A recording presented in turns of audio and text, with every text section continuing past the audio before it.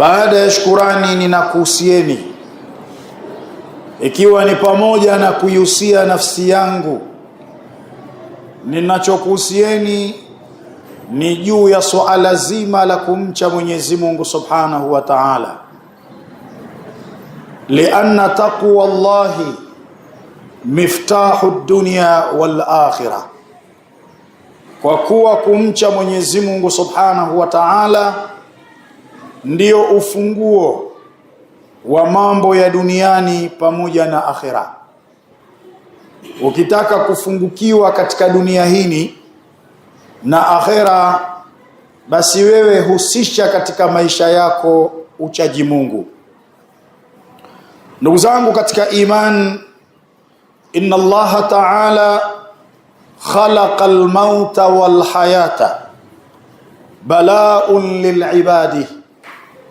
Hakika Mwenyezi Mungu Subhanahu wa Ta'ala ameumba kifo na uhai hali ya kuwa ni mtihani kwa waja wake, liya'lama man minhum yuhsinu al-amala, ili aweze kudhihirisha, sio aweze kujua. Mwenyezi Mungu anajua kabla hata ya kufanya matendo mazuri, ili apate kudhihirisha ni nani miongoni mwao atakayefanya matendo mazuri. Na maneno haya yanathibitishwa na yeye mwenyewe Allah tabaraka wa taala katika surati al-Mulki aliposema, alladhi khalaqa al-mauta wal hayata liyabluwakum ayyukum ahsanu amala. Bila shaka ni yeye Allah subhanahu wa ta'ala ndiye ambaye ameumba kifo na uhai ili akujaribuni, ni yupi kati yenu atakayefanya matendo yaliyokuwa bora zaidi. Kwa hiyo hapa duniani tuko katika darul ikhtibar, katika nyumba ya mtihani. Ni kama mwanafunzi anapowekwa katika chumba cha mtihani, yule anayemtahini baadaye atakajue, je, amefaulu katika mtihani huu au amefeli.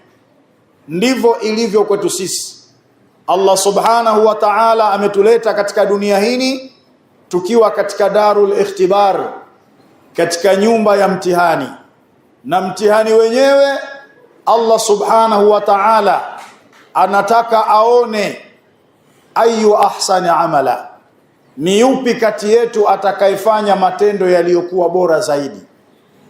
Na hapa kuna jambo la kujifunza. Mwenyezi Mungu hatazami wingi wa matendo unayoyafanya wewe, bali anatazama ubora wa matendo. Na ndio maana Mtume sallallahu alayhi wasallam akasema, inna Allaha yuhibbu 'abdan idha amila amalan an yutqinahu. Hakika Mwenyezi Mungu Subhanahu wa Ta'ala anampenda mja ambaye anapofanya amali yoyote aifanye kwa ufanisi mzuri. Kwa hiyo Allah Subhanahu wa Ta'ala katika matendo yetu huwa anatazama ni nani aliyefanya matendo yaliyo bora, sio kufanya matendo mengi halafu yakakosa ubora. Kinachotazamwa ni ubora. Kwa hiyo Allah Subhanahu wa Ta'ala ametuleta katika dunia hii ili kutujaribu ni yupi kati yetu atakayefanya matendo yaliyokuwa bora. Waja'ala al-ayyama dawlatu baina an-nas, na akajalia masiku ni yenye kutofautiana baina ya watu. Haya masiku hayalingani, kwa sababu kila yaumin huwa fi sha'an, kila siku ina jambo lake. Fasanatu 12 shahran, Mwenyezi Mungu Subhanahu wa Ta'ala akajalia mwaka kuwa na miezi 12. Minha 4 hurumun, miongoni mwa hiyo miezi 12 pana miezi 4 ambayo ni mitukufu, kama dhakara Rabbuna tabaraka wa Ta'ala fi kitabihi, kama alivyotaja Mola wetu mlezi katika kitabu chake, biqaulihi, aliposema, inna iddata shuhuri inda Allahi 12 shahran, hakika hesabu ya miezi mbele ya Allah Subhanahu wa Ta'ala ni miezi 12. fi kitabillah, hilo limeandikwa katika kitabu cha Allah, na wafasiri wakasema limeandikwa katika lauhi mahfudh. Yauma khalaqa samawati wal arda, utaratibu huu Mwenyezi Mungu Subhanahu wa Ta'ala aliweka siku alipoumba mbingu na ardhi. Minha arba'atu hurumun, miongoni mwa hiyo miezi 12 kuna miezi minne ambayo ni mitukufu. Dhalika dinul qayyima, hiyo ndiyo dini madhubuti, hiyo ndiyo dini sahihi, yani kuiheshimu miezi mitukufu ndiyo dini madhubuti.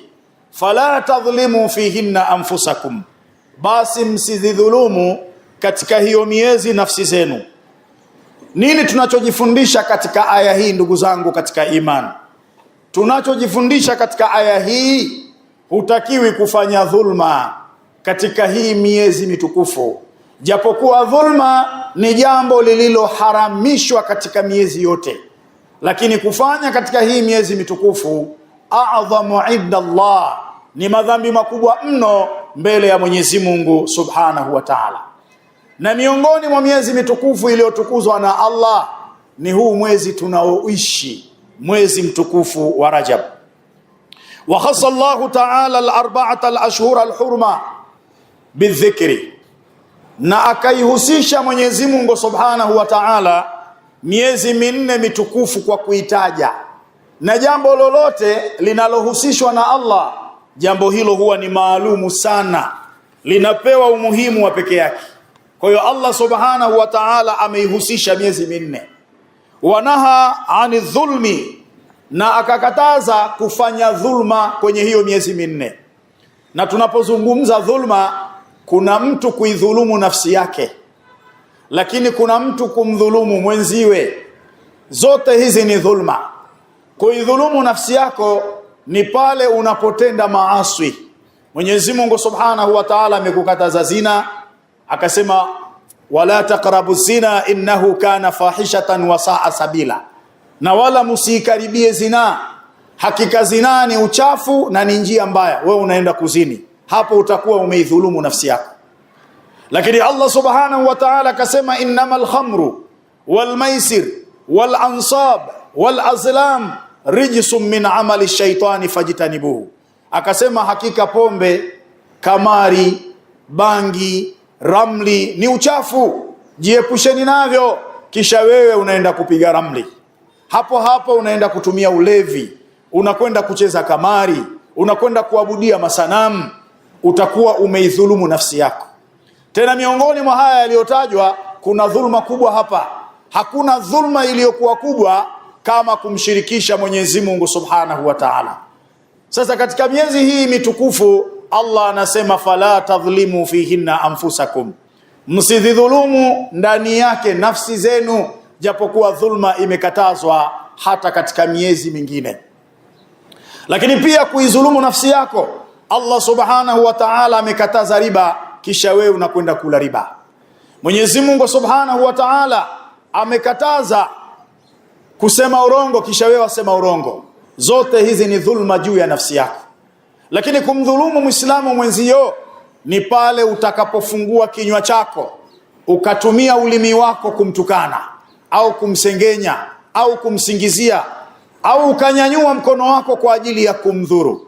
Mtume sallallahu alayhi wasallam anasema almuslimu man salima almuslimuna min yadihi wa lisanihi, Muislamu wa kweli ni yule ambaye wamesalimika Waislamu wenzie kutokana na ulimi wake, kutokana na mkono wake. Yani Muislamu wa kweli ni yule ambaye hafungui kinywa, hatumii ulimi kumtusi Muislamu mwenzie, hafungui kinywa chake ulimi wake kumteta Muislamu mwenzie, hafungui kinywa chake na ulimi wake kueneza fitna baina almuslimin. Huyo ndio Muislamu wa kweli. Hanyanyui mkono wake kwa ajili ya kumdhuru Muislamu mwenzake. Sasa yoyote anayefanya haya na yanayofanana na haya, huyu atakuwa ameidhulumu nafsi yake. Na ukifanya ndani ya miezi mitukufu, jambo hili linakuwa ni a'dhamu inda Allah, ni dhambi kubwa mno mbele ya Mwenyezi Mungu Subhanahu wa Ta'ala. Mtume sallallahu alayhi wasallam aliainisha miezi mitukufu. Akasema thalathun mutawaliyat, miezi mitatu ni yenye kufuatana. Akasema Dhulqaada, ni mwezi wa mfunguo pili, wa Dhulhijja, na mwezi wa mfunguo tatu, wal Muharram, na mwezi wa mfunguo nne, wa Rajabu Mudhar alladhi baina Jumada wa Shaaban, na huu mwezi wa Rajabu ulioko baina ya Jumada na Shaaban. Waqad khassat hadhihi al-ashhur bi ba'd al-fada'il, na Mwenyezi Mungu Subhanahu wa Ta'ala ameihusisha baadhi ya miezi hii kwa fadhila nyingi kabisa. Anasema mwanawachuoni Ibn Rajab al-Hanbal, anasema shahru Rajab miftahu ashhuril khairi wal baraka, mwezi wa Rajabu ndio ufunguo wa miezi ya kheri na baraka. Mbele yetu tuna Shaabani, lakini baada ya Shaabani tuna Ramadhani. Sasa mwezi wa Rajabu ndio ufunguo wa miezi ya kheri na baraka. Na akasema Abu Bakar al-Warraqi al-Balkhi, akafananisha akasema mithlu shahri Rajab, mfano wa huu mwezi wa Rajabu, mithlu rihi, ni mfano wa upepo unayoyatoa mawingu mahala na kuyapeleka mahala pengine. Kwa hiyo anafananisha mwezi wa Rajabu ni kama vile upepo. Wa shahru Shaabani, na akasema na mfano wa mwezi wa Shaabani, mithlul ghaimi, ni mfano wa mawingu. Leo hapa Mwanza kunaweza kukawa hakuna wingu na tukawa hatuna na matumaini ya mvua kunyesha, na wingu likawa mbali kabisa kule Misungwi, lakini Allah Subhanahu wa Ta'ala kauleta upepo. Ule upepo ukayasukuma yale mawingu yakaja Mwanza na hatimaye mvua ikanyesha. Sasa mwezi wa Rajabu ni kama vile upepo, na mwezi wa Shaabani ni kama vile mawingu. Wa shahru Ramadhani mithlu al-qatri, na mwezi mtukufu wa Ramadhani ni kama vile mfano wa mvua. Kwa hiyo maandalizi yako ndugu yangu Muislamu ya kuipokea Ramadhani yanatakiwa yaanze ndani ya huu mwezi wa Rajab. Faman dhayya umra fil batala, basi yoyote atakayepoteza umri wake kizembe, labda huenda huko nyuma amezembea, hakufanya mambo ya khairati, yajibu alayhi an yaghtanima fihi ma baqiya min al-umri, basi ni lazima juu yake aupatie faida umri wake uliobakia, na aanze kufanya hivyo hivi sasa ndani ya mwezi huu wa Rajab.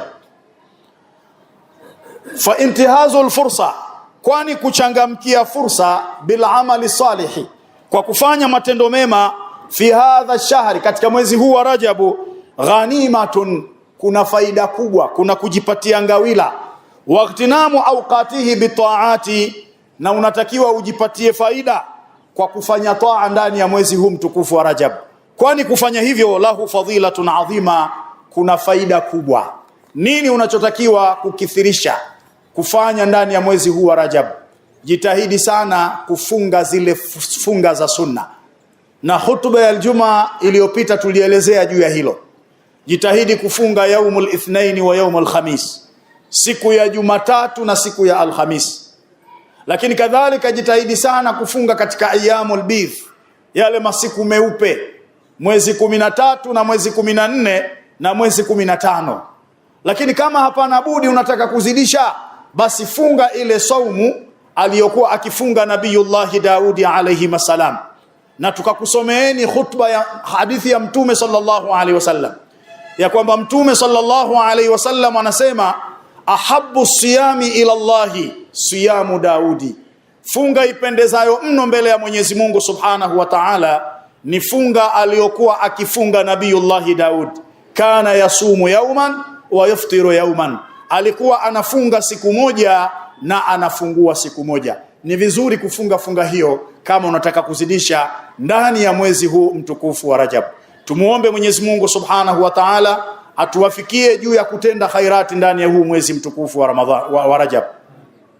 Aqulu ma tasma'un wa astaghfirullah li wa lakum wa lisairil mu'minina wal mu'minat fastaghfiruhu innahu huwal ghafurur rahim wa huwal barrul karim. Alhamdulillahi rabbil alamin wal 'aqibatu lil muttaqin fala 'udwanan illa 'alal zalimin. أشهد أن لا إله إلا الله وحده لا شريك له وأشهد أن سيدنا محمدا عبده ورسوله صلى الله عليه وعلى آله وأصحابه الكرام أما بعد. Ndugu zangu katika imani na kuhusieni katika khutba ya pili, kama nilivyokuhusieni katika khutba ya mwanzo juu ya kumcha Mwenyezi Mungu Subhanahu wa Ta'ala.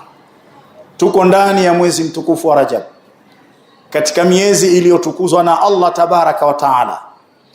Fa inna lihadha ash-shahri khususiyatin wa maziyya, hakika mwezi huu wa Rajabu una mambo maalumu na ni mwezi wenye faida kubwa, ni mwezi wenye kujipambanua na miezi mingine.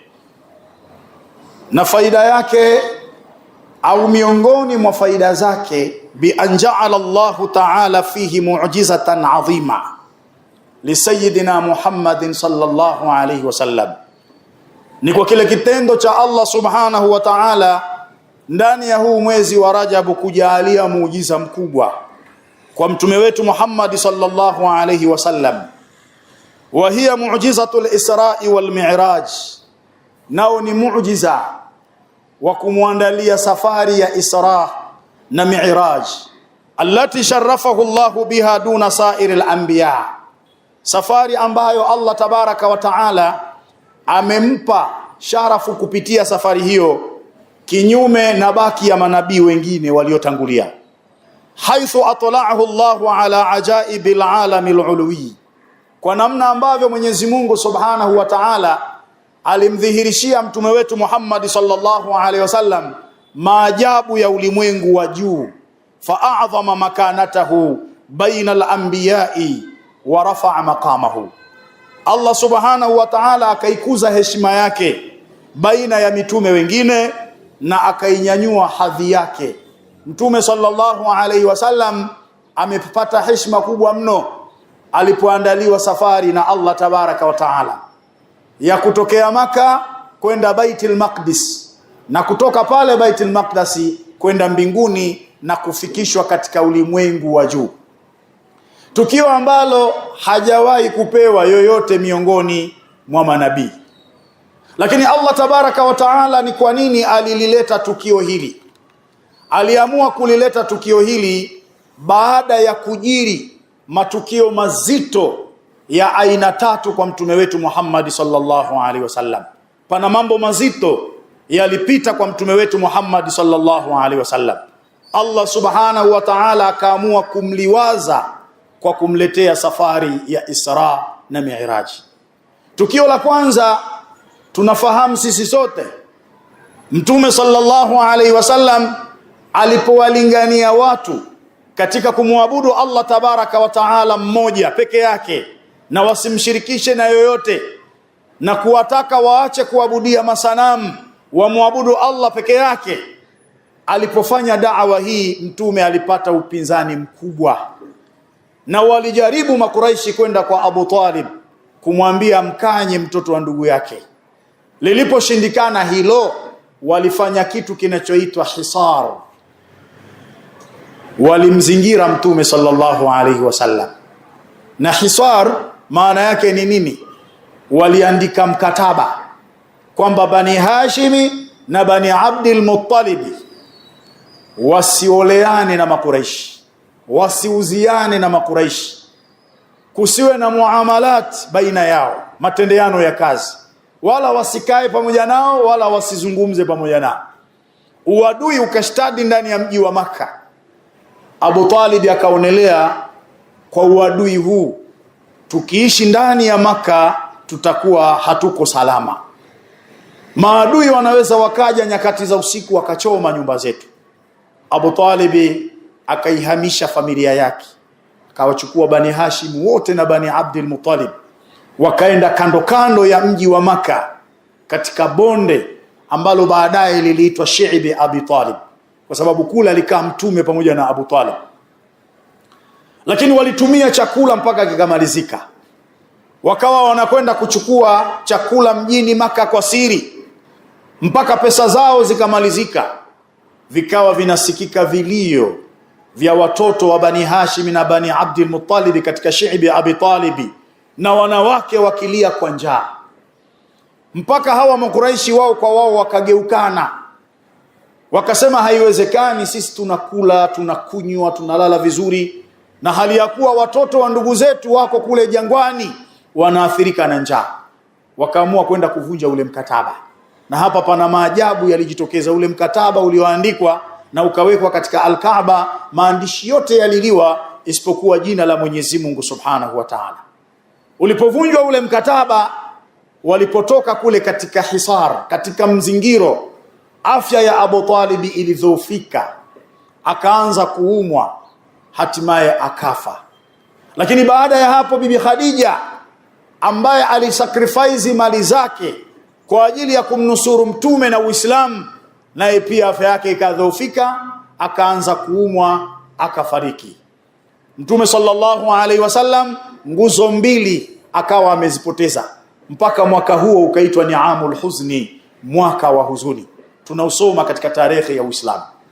Mtume sallallahu alaihi wasallam akaamua kuhama Maka kwenda Taif kwa ajili ya kufanya da'wa, na akidhania kwamba kule atawapata watu watamnusuru yeye na watainusuru da'wa.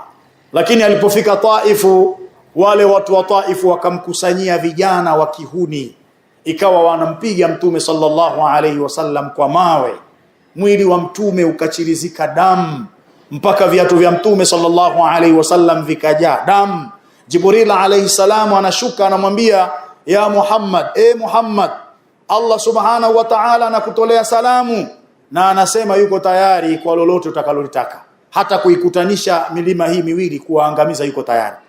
Lakini Mtume sallallahu alaihi wasallam kwa sababu ni rauf, ni rahim, akasema hapana, nataraji kutatoka katika migongo yao watu watakaokuja kuinusuru dini hii. Haya ni matukio matatu. Tukio la kwanza ni hisar, na tukio la pili ni kuondokewa Mtume sallallahu alaihi wasallam na Abu Talib na mkewe Khadija, na tukio la tatu Mtume kupigwa mawe. Haya ni matukio matatu mazito. Baada ya hapo Allah tabaraka wa taala akaamua kumliwaza mtume wetu Muhammad sallallahu alaihi wasallam kwa kumwandalia safari na kwenda kumuonyesha maonyesho mengi kule, akampeleka katika ulimwengu wa juu. Ndio Allah anasema subhanalladhi asra bi'abdihi laylan min almasjid alharam ila almasjid alaqsa alladhi barakna hawla linuriyahu min ayatina. Utakasifu ni wa Mwenyezi Mungu ambaye amempeleka mja wake kutoka katika msikiti mtakatifu wa Maka mpaka katika Baitul Maqdis kule Yerusalemu.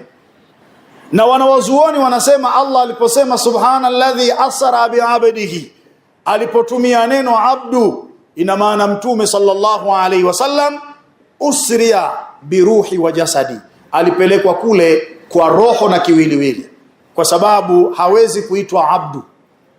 Mtu hawezi kuitwa abdu mpaka awe amekusanya vitu vingapi? Vitu viwili, awe na roho pia awe na kiwiliwili. Na kule Mtume kashuhudia mambo mengi sana, kaonyeshwa pepo, kaonyeshwa moto, maonyesho mengi, lakini pia ameonyeshwa viumbe ambao wamekirimiwa na Allah subhanahu wa ta'ala kwa sababu ya subira yao katika kuipigania dini ya Allah tabaraka wa ta'ala. Ndugu yangu katika imani, miongoni mwa mambo makubwa tunayotakiwa kuyaenzi na tusiyaache ni ile zawadi aliyokuja nayo Mtume kutoka katika ulimwengu wa juu, na si nyingine isipokuwa ni swala tano. Ibada nyingine zote Mtume sallallahu alaihi wasallam kafaradhishiwa akiwa ardhini, isipokuwa ibada moja ambayo ni ibada ya swala. Hii ni kuonyesha kwamba hii ni ibada muhimu sana, na ndiyo maana ikafanywa kuwa ni imaduddin, ndiyo kiguzo cha dini, na ndiyo ikafanywa kuwa tanha anil fahshai wal munkar. Ikiswaliwa vizuri swala inamkataza mtu machafu na maovu, na mtu mwenye kuiacha faqad hadama din, atakuwa amevunja dini. Na Mtume sallallahu alaihi wasallam katika safari yake aliwakuta watu turdhahu ruusahum, vinapondwa pondwa na kusagwa sagwa vile vichwa vyao. Kullama radhakhat aadat kama kana, kila vilipokuwa vinapondwa na kusagwa vinakuwa kama unga, then vinarejea kama vilivyokuwa mara ya kwanza. Mtume sallallahu alaihi wasallam akamuuliza Jibril alayhi salam, ma hadhihi ya Jibril, Jibril, nataka uniambie ni mfano gani huu? Jibril akamwambia, haulai qaumun tatathaqalu ru'usahum 'ani salati al-maktuba. Hawa ni watu ambao vichwa vyao vilikuwa ni vizito kuswali swala za faradhi, na wanaadhibiwa, sio kwamba wako pembeni, wako ndani ya moto. Kwa miongoni mwa adhabu watakazoadhibiwa wale wenye kuacha swala ni kupondwa vichwa vyao na kusagwa wakiwa ndani ya moto, kisha vinarejea kuwa kama vilivyokuwa mara ya kwanza, na wala hawaepushiwi adhabu hii, ndio maisha yao yote. Kwa miongoni mwa mambo ambayo tunatakiwa tusimike miundi yetu kweli kweli kutekeleza ni hii ibada ya swala, kwa sababu ndio ufunguo wa mambo mengine. Tumuombe Mwenyezi Mungu Subhanahu wa Ta'ala juu ya haya atujaalie tawfiki. Inna Allaha wa malaikatahu yusalluna ala nabi ya ayyuhalladhina amanu sallu alayhi wa sallimu taslima. Allahumma salli wa sallim. Allahumma salli ala Muhammadin wa ala ali Muhammadin kama sallaita ala Ibrahim wa ala ali Ibrahim, wa barik ala Muhammadin wa ala ali Muhammadin كما باركت على إبراهيم وعلى آل إبراهيم في العالمين إنك حميد مجيد. اللهم أرض عن الخلفاء الراشدين أمير المؤمنين سيدنا أبي بكر الصديق، وأمير المؤمنين سيدنا عمر بن الخطاب، وأمير المؤمنين سيدنا عثمان بن عفان، وأمير المؤمنين سيدنا علي بن أبي طالب، وعن بقية أصحاب رسول الله صلى الله عليه وسلم أجمعين. اللهم اغفر للمؤمنين والمؤمنات والمسلمين والمسلمات الأحياء منهم والأموات إنك قريب سميع مجيب الدعوات. عباد الله، إن الله يأمر بالعدل والإحسان وإيتاء ذي القربى وينهى عن الفحشاء والمنكر والبغي يعظكم لعلكم تذكرون. اذكروا الله العظيم يذكركم، واشكروه على نعمه يزدكم، واسألوه من فضله يعطكم، ولذكر الله أكبر والله يعلم ما تصنعون. والحمد لله على التمام والكمال. وأقم الصلاة إن الصلاة كانت على المؤمنين كتابا موقوتا.